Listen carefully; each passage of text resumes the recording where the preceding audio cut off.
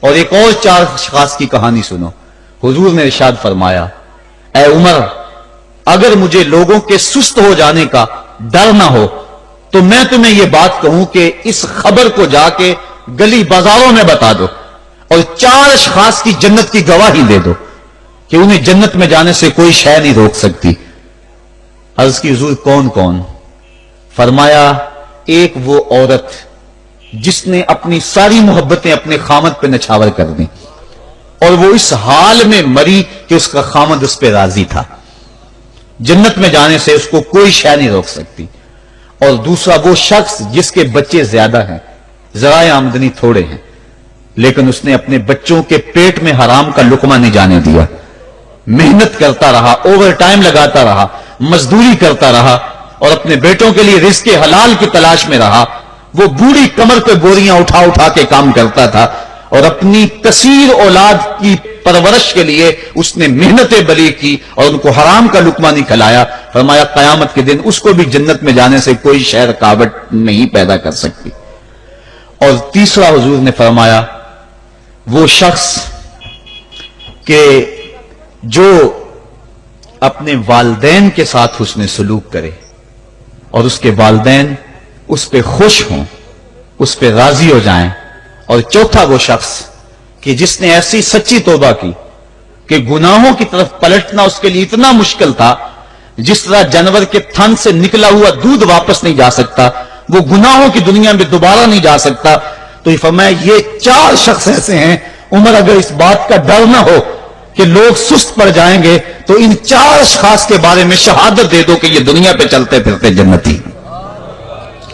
تو ماں باپ کی خدمت کرنے والا, ماں باپ کو راضی رکھنے والا یقیناً اللہ کی نعمتوں کا حقدار ہے. وہ بدبخت ہیں بیٹے جو ماں باپ کو راضی نہیں رکھتے.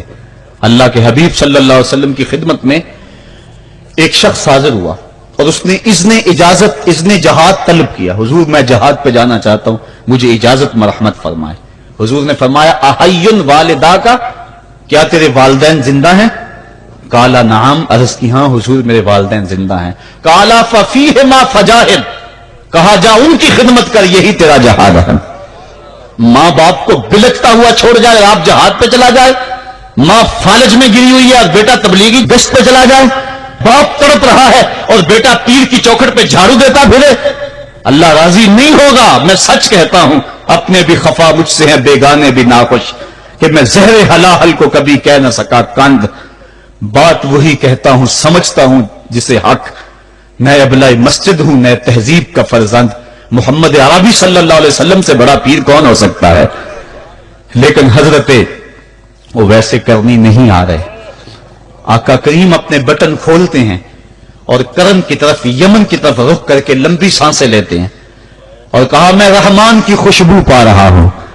ایک دن صحابہ نے پوچھا بندہ نواز جس کے لیے تڑپتے ہو, جس کی ٹھنڈی ہوائیں آپ کو آ رہی ہیں, وہ آپ کا بڑا پیار کرنے والا ہے. کہا ہاں میرے سے بڑی محبت کرتا ہے.